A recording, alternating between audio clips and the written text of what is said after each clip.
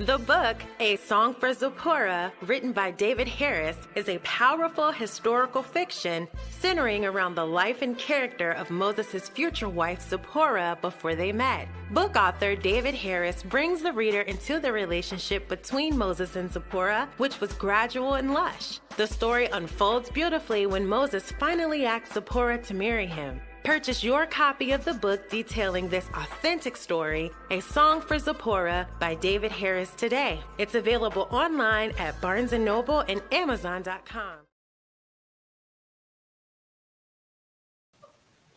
Well, welcome. I want to welcome you guys to another episode of the Free Texas campaign as we present voices from behind the walls of TDCJ. Thank you. If you would, please share this out in your circle of influence. You never know what the next person may need or what nugget they may be able to receive on today. We are attempting to expose corruption that has been running rampant within the state of Texas over the last 3 to 4 decades, within the judicial system and within the TDCJ. So on today, we have CODY with us. Gonna put up his picture so you guys will get an opportunity to put a face with the person that you are hearing. So CODY, if you would, please, begin to introduce yourself as our CODY LORENZ. I'm 32. I've been down here about almost 12 years. I got a 50-year aggravated sentence for murder. It's a result of an automobile accident, so the DWI side thing. I ran a red light. I hit another car, and I ended up killing the girl driving another car. Sucks, but they ended up bad TDWIs already. They gave me they enhanced it to a murder charge, and so here I am. Wow. So they gave you, okay. So you say you had 2 prior. So they gave you an enhanced sentence. Yes, they did. They said I intentionally and knowingly did this. That's how they charged me. Basically, in court and all the papers and all that, they made it out like I planned it out and knew exactly what I was doing and meant to do it. I mean, I messed up. I don't say I wasn't involved in none of that, but I didn't murder nobody. Like I said, it was I was drunk. I wasn't paying attention to what I was doing, but I mean, it was like I said, it was. Okay, evidently, if you said you was drunk, so apparently you had an issue with alcohol. So so instead of them throwing the book at you and taking your life away like that, did they offer any type of program, any type of something that you could have went to work on your issue? Because that is sickness, that is an issue. Absolutely not. They see, I caught this case like December the 29th of 2011, and 2012 was the election cycle for the district attorney. So she straight up said in the paper that I was her pet case. She was going to make an example out of me, and she did that. So it got blown. I guess like I said, I mean, I caused the death of another person. I can't argue that, but it got made into so much more than what it should have been, as far as like the murder charge and all that. And it wasn't nothing but politics. It's all it was on that part. They didn't offer me nothing. They didn't offer me a plea bargain, nothing. It was the first time we went to court. We're going to trial. Period. So. Wow. So what has this journey been within TDCJ? So how old were you again when you were incarcerated within TDCJ? When I I came to TDC, I just turned 22. I caught this case like right before I turned 21. Wow. Yeah, still a baby. It ain't been fun. I mean, like I said, I wouldn't say I grew up in here, but I spent, my, I guess, formative years in here dealing with, people that I wouldn't, I don't think should ever be in charge of another human being. Half of some of the folks that work here, I mean, they ain't all like that, but the way they treat you, the way they handle you,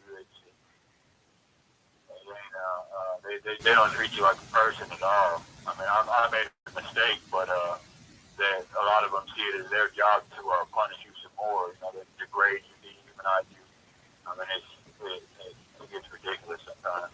Well, it's not their job to punish you, because the only person that really can punish you is the one that created you.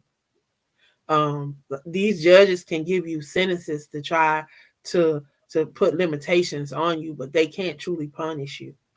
And for someone to think that they have that authority, their job is to make sure that you're kept safe and that they're safe. That's their job, and that's their only job. And they're supposed to make sure that your human rights are protected. They're not there to dehumanize you. And that's what I'm hearing. That is a pattern that I'm hearing within TDCJ, not just in the male unit, but also in the women's unit. The women's unit is worse than the male's unit.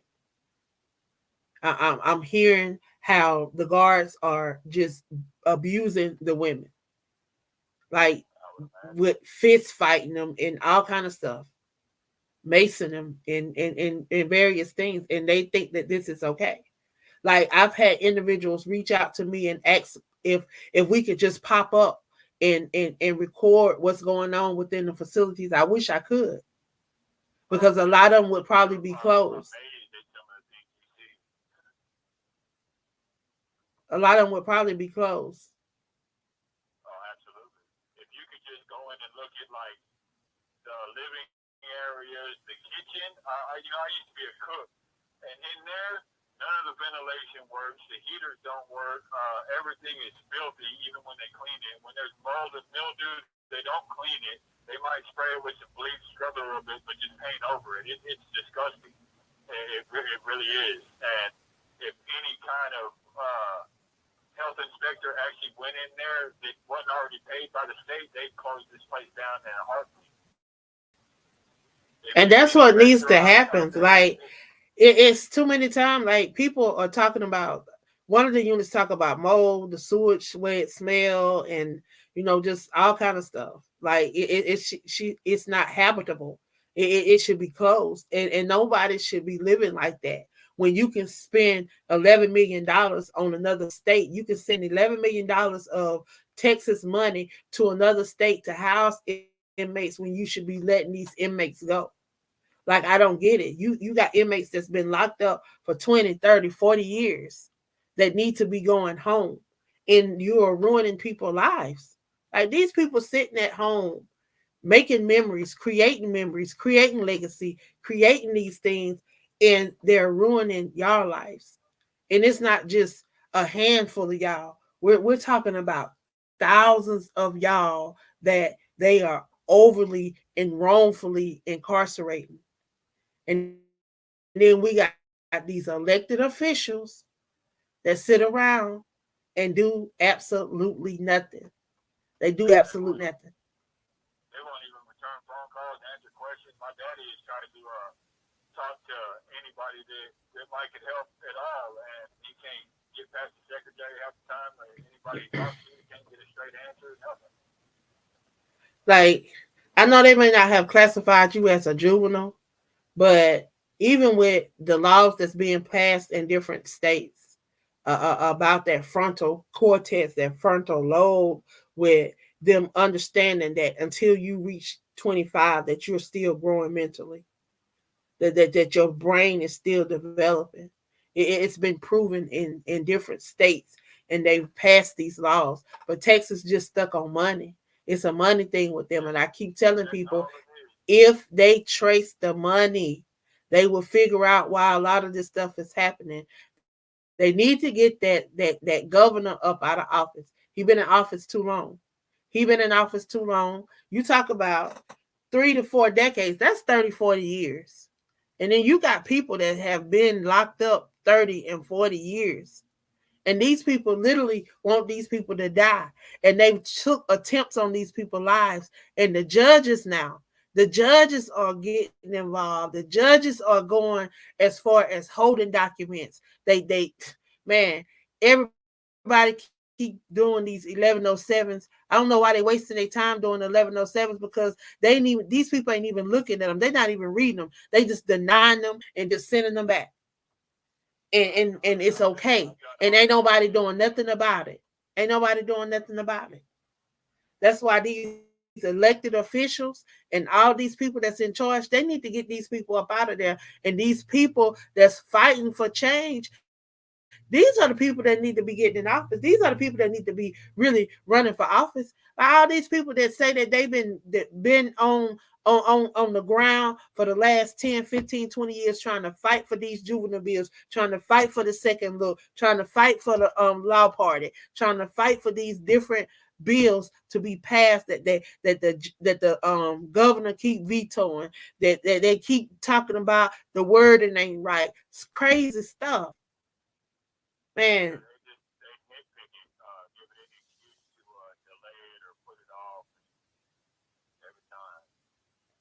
Well, they definitely need to do something about it.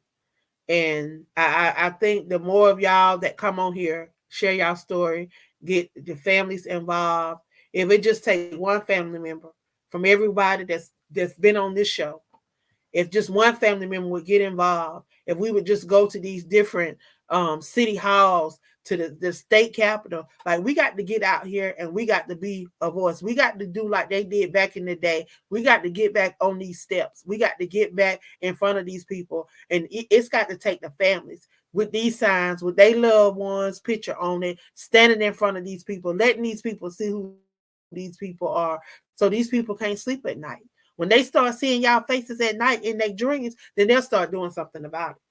They'll start doing something about it. And if they don't want to do nothing about it, then they need to get out of office and allow people that's going to do something about it take the reign, because that's what it's going to take. That's what it's going to take. But this been dropped in my lap, and I tell you, I'm on it. I just can't back down. Like whoever dropped it in my lap, I thank God for the chance and to be able to be a difference, because it's sad. It hurt my heart to see all these people go through this, and then to hear these stories of people that, doing 4 years and end up with 50 years. You like, I don't get that. Like, how you go to serve 4 years and end up with a 50-year sentence. Like, I don't get that. I just don't get that. And how can you be sitting in a car? You don't know what these people going to do. You don't know what. You just sitting in the car. You thinking you waiting on somebody to come out the store. You don't know what's going on. But you get more time than the person that commit the crime. How is that? Like, I don't get it. And then you younger than the person that commit the crime. How can you think the child have more mental sense than the grown up? I don't get it. And you get a child more time than you get a grown up. And the grown up back out here living their life, and the child's still in prison. I don't get it. I don't get it. I don't get it. But I'm just looking at the laws in Texas, and they need to be changed. And these families need to speak up and speak out. So like I say, I have a platform. This is a platform that I use. I use my magazine. I use these podcasts. I use every opportunity that I can to utilize my voice to speak out against injustice, not just in the state of Texas, but around the U.S. Because it's not just happening in Texas, it's happening everywhere. It's happening everywhere. But I want you, if somebody is listening and there's somebody out there today that can assist you, how can they assist you on your case? Well, I've already done all my appeals and whatnot as far as that goes, and they shot all that down. I've been, always trying to find a way to get back in there. I know there's action in there, but like you said, all 1107s, all that you filed, have to down to look at it. So it just gets denied out of hand.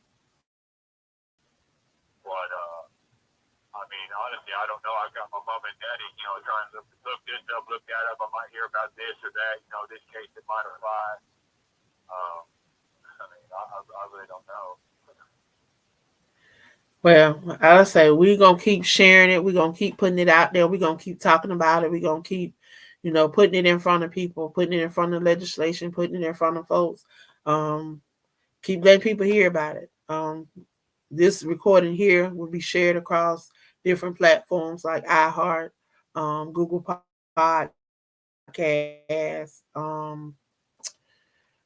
Spotify, YouTube, U42, Linktree, various places. So people will be able to hear about it and be able to, share it out and bring some awareness to the things that's happening within TDCJ and hopefully how we can address some of those things. But I really think re-looking at the parole process and the parole board, because I don't think that, if they're giving people these life sentences that people need to do 30, 40 years, they should be able to be given parole. And then if they violate their parole, then let them go back and do their time. But at least give them a chance. Or give them a chance. I agree with what you said about the judges. It's like, why do you give these judges so much power where they can just give out so much time on a whim? It's ridiculous. Like they really need to look at the crime and look at the people. They have to really look at the situation and look at people's background and try, like I say, they have to understand that there's rehabilitation, regardless of how they personally feel, that people can be rehabilitated. Because let me tell you something, you're talking to someone that have been through rehabilitation. I'm on both ends of it. I'm a victim of domestic violence. I was shot point blank range with a sawed-off shotgun. People ask me, how do I do the work that I do if I've been a victim? But I learned that I'm not a victim. Something happened. Something was wrong with my husband. The reason why he did what he did. I could have been mad at him. I could have carried around a grudge. I could have did a lot. But I realized that he needed help. He had issues. He had problems. And if I had helped him deal with those problems, he may not would have did what he did. But again, he was using drugs. He was under the influence. He did not know what he was doing. So I could not hold that against him. I had to forgive him and myself. And then I was able to move on. I was able to do the things that I do. I was able to look past what I've been through and look at what other people are going through and be able to be a voice for them. Because guess what? I could end up just where you are.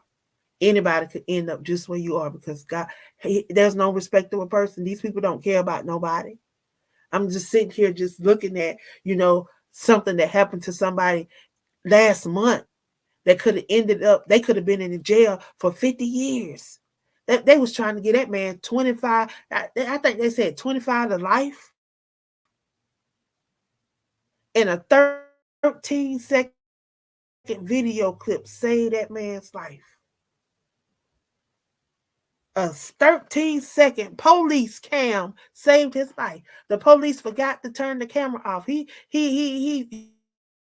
turned it off too late. And 13 seconds of what this man was telling the truth, and they was trying to get this man to plea bargain, and they kept telling him he was telling a lie. This is what happened. And this is what has been happening for decades. And they sit in these chambers and they look at these documents and they just throw them around on their desk and they say, oh, I'm not going to do this. I'm not going to do this for so-and-so. And they look at the records and they say, oh, well, let me see if this person. Now, I've even had people come on here and say, so-and-so said if they give me this amount of money and this amount of money, they'll do this for me, and then I can just go back to where I could just go to Mexico and hide out. These are elected officials. These are people that have taken sworn oaths that are doing crazy stuff like that. And they're doing it all for money and greed and power. Or some kind of vendetta. Because I know my judge tried to send my granddaddy down here in the 80s, sent my mama down here in the 80s and early 90s, gave my uncle a life sentence in 97, and then sentenced me, then he retired. The same dude. Yeah, see, that's crazy. He knew me on sight by name. That's crazy. Well, you got Mr. Jack Charles say you have a lot of people in your corner, Cody. You got Miss Becky LORENZ. Thank you for what you're doing. That's my mama. Well, I just want you to know that no matter what it looked like, you stay strong and you just keep your head up and you keep being positive. You keep being a role model. You keep uplifting those and keep helping those that are lost. You keep helping them find a way. Because trust and believe, it ain't going to always be like this. And trust and believe everything that's been done in the dark is going to soon come to the light. That is my prayer. That is my prayer. That is my prayer. Mr. Jack said he's a friend of your mom and dad's. But you got a lot of people pulling for you. You got a lot of people praying for you. And I'm going to keep sharing. I'm going to keep sharing this, and I'm going to keep talking about it and keep bringing awareness to what's going on, because there's a lot of people in the same position you in. But I want to thank you for being strong enough to come on and to share and to be transparent, because a lot of people are in your same situation, but they're being quiet. They don't want to share because they're afraid what may happen. But I thank you for sharing. I thank you for being that voice for that person that think that they don't have a voice. So you just keep doing what you're doing, and know that anytime you want to come back, if you have any updates that you want to share, if you just want to come on and share, if you just want to come on and just share something out to something encouraging to the people, just to be an encouragement, however you want to do it. If you want to come on, just let me know, and you're more than welcome to come back and be a part. Okay, and I thank you very much for giving me this opportunity to share some of my story and get it out there. Like you said, the more, it's like they were talking about when a couple months ago for all the dope and all that. That wasn't nothing but an excuse for them to lock us all down. But the way my mama put it is like they can't, all this stuff that's going on down here is getting so much attention that they can't sweep it under the rug no more. So they do stuff like that to try and make it look like they're trying to fix the problem when really they ain't. But no, they can't fix that problem because they are the problem. You see what I'm saying? They can't fix the problem because they are the problem. They try to act like inmates. How the inmates bringing drugs in? If there's a drug problem, how the drugs getting there? Because inmates are not going nowhere. Inmates are not leaving. People are bringing those drugs in there, and it's not visitors, because at that time y'all was not even having visits. Y'all was still on really still on that COVID stuff. So y'all not getting visits like that. So no, ain't nobody bringing nothing in there. It's the people that work there. It's the people that work there. It's the people that work there. And until they look at that, like I keep telling people, it's gonna take outside. It's gonna take the FBI or the Department of Justice taking back over and getting that place cleaned up. Like they gonna have to literally get that place cleaned up. Like literally, some of those places gonna have to be shut down. Like some of them need to be tore down. Like and some these people need to come home. Like literally. I've been on this unit for 11 years, and I'm in the dorms now. But on the buildings, in 10 years on the buildings, I lived in probably 3 cells that didn't leak when it rained. And I'm talking like full water running down the wall on the inside, flooding the cell every time it rained. And they're like that all over the unit, because it's all prefabbed and it's built with such poor quality, 30 years ago, and they don't.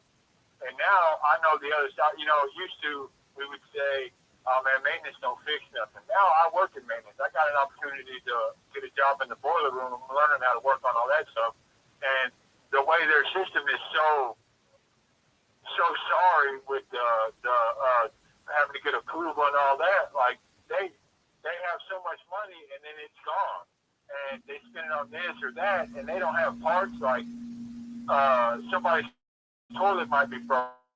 They're broke all over the place. A lot of them, I'll give you a great example. A lot of the day room toilets, when you flush them, they leak all over the floor because the wax screen at the bottom is broke, and they don't have the parts. They can't get them, or they order them and they don't get them sent. So you have all this sewage and all that all over the place. All the time, all under the buildings, all that, and Huntsville won't allow the maintenance department to get the correct parts to fix the thing so that we can fix it. Wow, that's crazy. They it's crazy. It makes no sense. Like I got a call from the ombudsman the other day. Y'all probably had some visitors the other day to look at y'all food because I believe so, yeah. I got a report that they was feeding y'all maggots or something.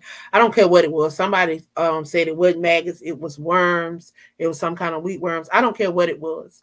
It's the fact that they were serving it to y'all in y'all food. They already feed y'all substandard food, and I'm not standing for them serving y'all other than food. Now they not finna serve no worms, no maggots, no none of that. So I called. I sent a letter to them, letting them know that they needed to do something, and that I was gonna let everybody know that I could let know that this is what y'all are serving these inmates. These are humans. They have human rights, and y'all are violating them by serving them maggoted food. They wasn't just doing it at y'all unit, they was doing it at Conley unit. So they sent someone over to Conley to come to find out they did have stuff in y'all food. And they had to throw out a whole bunch of food. But he hadn't got back to me on. They're still throwing out whole pallets full of beans stacked up on the back dock. Yeah, because they're not finna serve that. And anytime somebody tell me that they serving stuff like that and they serving, yeah. And now I want the food that they supposed to be serving y'all, that they showing on these websites, that the fresh vegetables, the fresh fruit, then that's what I need them to be serving y'all. I don't need them to be serving y'all the crap that they serving y'all. I need them to serve y'all what they say they serving y'all. And until they do that, I'm gonna keep complaining. I'm gonna keep writing them, posting on the blog, and I want the family members to share it out and to keep sharing it out. And not only that, if they are in these areas where they are holding these different events, because they're in February, they're going to be having the campus culture over at Connolly. They're going to be having an event, and it's open to the public. They just got to register. I've been sending the email around, but Securist or either TDCJ, they've been blocking the email. I think I sent it to you and a couple of other people, and they blocked it. They wouldn't let y'all get it. But it has the information about the event. So if you have family members that's on the outside that may want to come to this event on February the 24th, they can come. I posted it on the blog, so they can go over to Free Texas Campaign blog, which is posted. It's posted inside of this link. So everybody that's on here is already inside the description, so you can look at it. All those links have different things that y'all can follow and get information, because I post information about different things that they're doing when we have different rallies, different things. Again, Cody, thank you for stopping by, and you're welcome back anytime. Okay, thank you for having me on, man. Have a nice day. I want to thank y'all for tuning in, and if y'all would please share this out. My desire is just to be a blessing and to just be a voice and allow these individuals to come on and to share their stories, so that we can bring awareness to what has been going on within TDCJ, the Texas judicial system, and just various different types of things that has taken place that should not be taking place. These are humans. I don't care what they have done. No matter what they have done, they are still humans, and they all deserve another chance. People don't understand that we all make mistakes, and we're all human, and we all could be right there. Some of us are lucky by grace and mercy that we are not behind prison wall, because some of us have done some stuff that should have landed us in prison, but we didn't end up in prison. So we should be grateful. And then not only that, we shouldn't sit by and watch our loved ones go through what they're going through and not say anything. Y'all, it's too many of us on the outside that can band together and can stand together and make a difference. I want to thank you guys for tuning in today and listening to Mr. CODY. He had, his time was up. Y'all know they only get 30 minutes, but I'll be back next Monday. I do this every Monday, so every Monday we have an opportunity to hear from 4 individuals. They come on, they share their stories, they share what's going on inside TDCJ. Some of them share different things that happened that landed them in TDCJ. You got to look at how some of these corrupt lawyers did not represent them well. There were holes in their representation. And then you look at how some of these lawyers became assistant district attorneys, then they became district attorneys, and then got on the Court of Appeal and locked these babies out of the judicial system. They go up for parole, they get denied. They get a 1 year set out. They get a year set out after year after year after year, and they get blocked out of the parole board. Y'all, this is nothing more than political. Them being a political prisoner. This is no more than political power. This is no more than political greed. It's all about money. It's all about keeping these beds in these facility housed, because these people are making trillions of dollars off of these inmates a year. That's how they're able to spend $11 million to go house inmates in another state. How can you send 11? And that's just one county sending $11 million to house inmates in another state, in the state of Mississippi, when we can be using that $11 million right here in the state of Texas to let some of these inmates go, to get transition programs together, to put that money back into the prison, to get the food that they deserve, to get the proper housing, to get the proper. It's so much that can be done with that $11 million, y'all. And I'm calling on y'all to call upon y'all elected officials. Write them. Stay on them. Do not let them get away with this, y'all. Again, I am the queen of collaboration, Angela Thomas Smith. I am one of the co-founders of the Free Texas Campaign.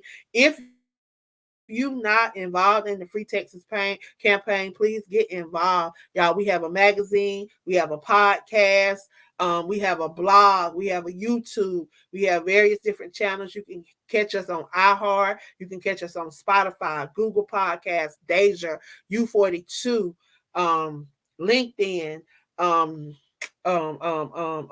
what else? Amazon Music. Y'all, we're on most platforms that listen note. You can hear a podcast. We're on most all of those platforms. So y'all share these podcasts out so the individuals can get the information that they need. Y'all be blessed. Y'all be blessed. I have another interview I have to get to. Y'all have a great afternoon. Bye-bye.